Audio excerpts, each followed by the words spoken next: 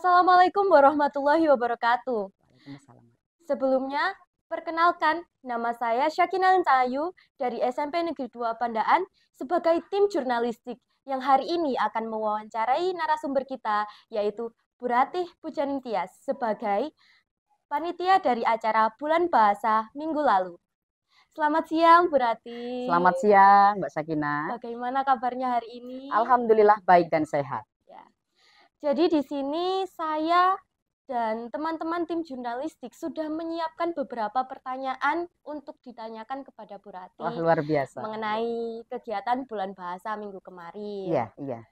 Di sini sudah kita siapkan 10 pertanyaan yang bisa dijawab oleh Bu Rati. Ya. Untuk pertanyaan pertama, mungkin dari yang paling sederhana terlebih dahulu, apa tujuan dari diselenggarakannya acara Bulan Bahasa di SMP Negeri 2 Pandaan?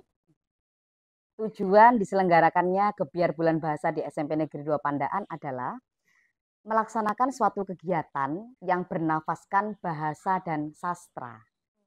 Untuk kegiatan Gebiar Bahasa pada tahun ini, kami mengusung 3 bahasa. Yang pertama adalah bahasa Indonesia, yang kedua bahasa daerah yaitu Jawa, dan yang ketiga adalah bahasa asingnya bahasa Inggris. Untuk pemilihan bulan, ini kami selenggarakan di bulan November, karena puncaknya dilaksanakan pada hari Sabtu, bertepatan dengan peringatan Sumpah Pemuda, yakni tanggal 28. Kemudian di bulan November ini juga kami kemas agar seluruh warga sekolah dapat ikut serta dan menikmati tentang bahasa-bahasa yang berkaitan dengan lomba-lomba di dalamnya. Untuk kegiatan Bulan Bahasa kali ini, siapa sajakah target dari perlombaan Bulan Bahasa pada minggu kemarin? Untuk target perlombaan, karena pesertanya adalah mulai dari siswa kelas 7 hingga 9, maka target utama kami adalah seluruh siswa. Mengingat jumlah peserta didik di SMP Negeri 2 Pandaan sangat banyak, yakni 1.000 lebih.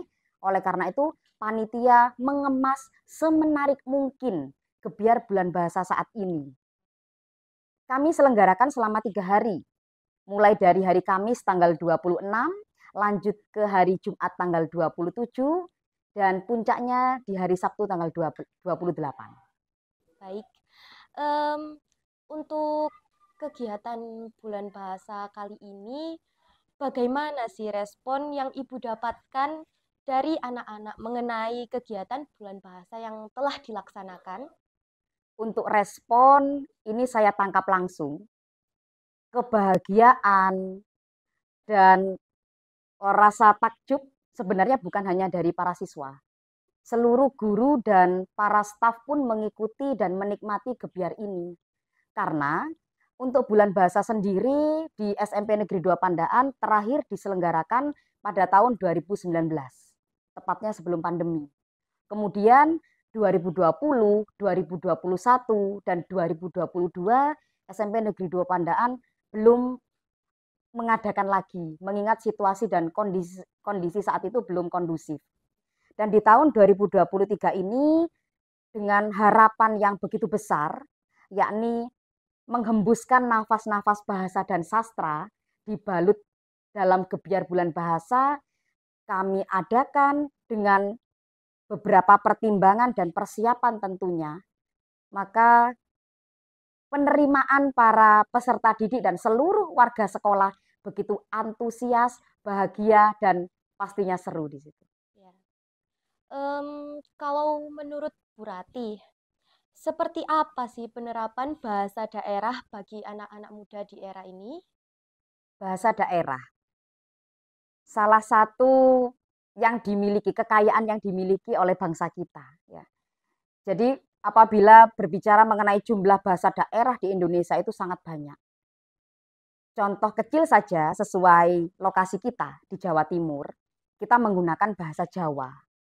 Yang digunakan oleh anak-anak di sini lebih sering ya secara penerapan di sehari-hari mereka karena berbincangnya itu contohnya dengan antar teman, maka yang digunakan itu bahasa Jawa ngoko-lugu. Ada yang bilang itu bahasa Jawa tetapi santai atau kurang resmi atau kurang sopan begitu.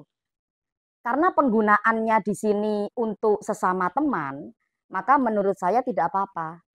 Tapi kalau sudah diterapkan kepada yang lebih tua, atau sebut saja kakak kelas, atau guru, bapak ibu guru dan staf, pastinya ada porsi-porsi tertentu yang harus diterapkan. Saya ingin mendengar pendapat dari Bu Rati. Setujukah Bu Rati ketika banyak orang tua yang lebih senang mengajari anak-anaknya untuk berkomunikasi menggunakan bahasa Indonesia? Lebih senang berkomunikasi dengan bahasa Indonesia. Di sini pendapatnya menjadinya subjektif ya. Setuju sekian persen, tidak setuju sekian persen. Mengapa? Lebih senang itu berarti ada kecenderungan penerapan atau pembelajaran kepada anak. Apabila seorang anak menerima bahasa Indonesianya itu lebih banyak, bisa dikatakan tidak seimbang dengan bahasa daerah yang perlu dilestarikan maupun bahasa asing yang perlu dikuasai, maka nantinya dampak kepada anak itu sendiri akan mengalami kesulitan ketika membaur dengan masyarakat lainnya. Di sini saya juga ada pertanyaan tentang bagaimana tanggapan Bu Rati mengenai anak-anak atau remaja di era sekarang yang lebih menyukai untuk menyampur beberapa bahasa, seperti contohnya bahasa Indonesia yang biasanya dicampurkan dengan bahasa Jawa, ataupun bahasa Indonesia yang biasanya dicampurkan dengan bahasa asing seperti bahasa Inggris atau bahasa-bahasa yang biasanya dikenal di kalangan remaja, seperti bahasa Korea yang sedang booming di era sekarang. Pencampuran bahasa. Ini kita lihat dulu situasi dan kondisinya. Di mana dia berada, dengan siapa dia berkomunikasi, dan pada situasi yang seperti apa dulu dia mengucapkan bahasa tersebut. Ambil contoh mudah lagi. Apabila seorang remaja sedang berkumpul dengan anak-anak seusianya, ketika bahasa itu dicampur-campur, bisa dikatakan boleh karena situasinya santai. Tetapi seperti saat ini, nah kita berdua saat ini tentunya, ketika bahasa itu dicampur, maka ada sedikit penilaian menjadi kurang pantas. Jadi intinya mengenai pencampuran bahasa, sedang ngobrol atau berbicara, disisipi ada bahasa Indonesianya, ada bahasa daerahnya, bahkan ada bahasa asing yang anak tersebut kuasai. Intinya adalah melihat situasi dan kondisi dan dengan siapa yang dihadapi untuk berbicara tersebut. Baik, untuk Bu Rati nih, menurut Bu Rati apa yang harus dilakukan orang tua atau guru agar anak-anak bisa menggunakan bahasa Indonesia atau bahasa daerah secara baik dan benar? Untuk kami para guru di lingkungan sekolah, karena sekolah ini merupakan instansi belajar resmi.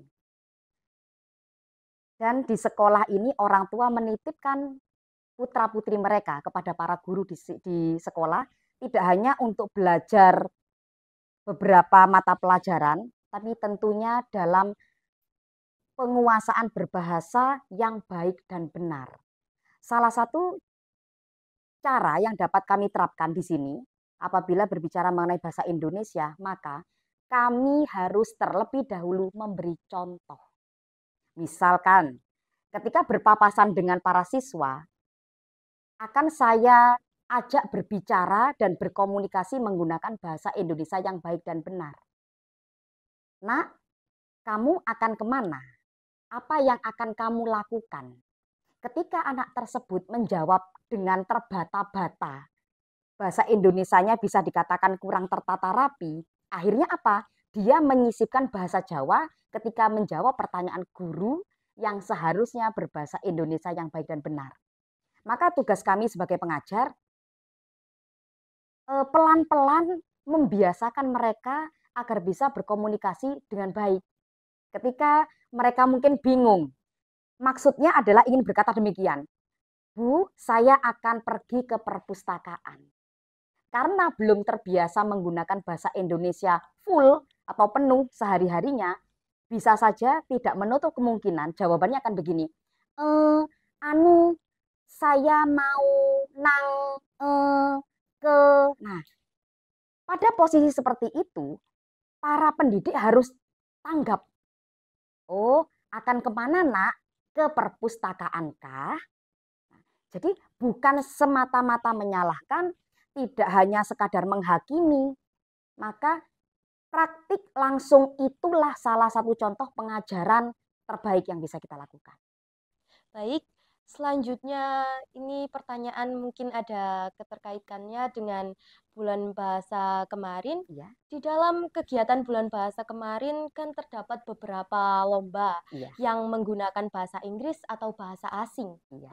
Apa sih pesan Bu Ratih untuk anak-anak yang sudah luwes menggunakan bahasa Inggris agar tidak melupakan bahasa negara sendiri, yaitu bahasa Indonesia atau bahasa di daerahnya masing-masing?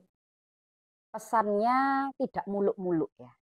Jadi bagi para generasi muda, khususnya peserta didik, tidak hanya di SMP Negeri 2 Pandaan, bahkan dimanapun kalian berada, ketika kalian sudah menguasai minimal satu bahasa asing, terus asah bagaimanapun itu, entah berbincang dengan keluarga atau membaca beberapa literasi yang mendukung bahasa asingmu itu, tanpa menghilangkan. Jadi tidak ada instruksi untuk menyingkirkan bahasa asing. Pertahankan, tajamkan pengetahuan kalian di bahasa asing yang kalian kuasai dengan catatan tidak melupakan bahasa ibu. Bahasa ibu di sini apabila seorang anak di rumahnya terbiasa dengan bahasa Jawa, maka bahasa ibunya bahasa Jawa. Bahasa Indonesianya bagaimana? Harus tetap diberikan.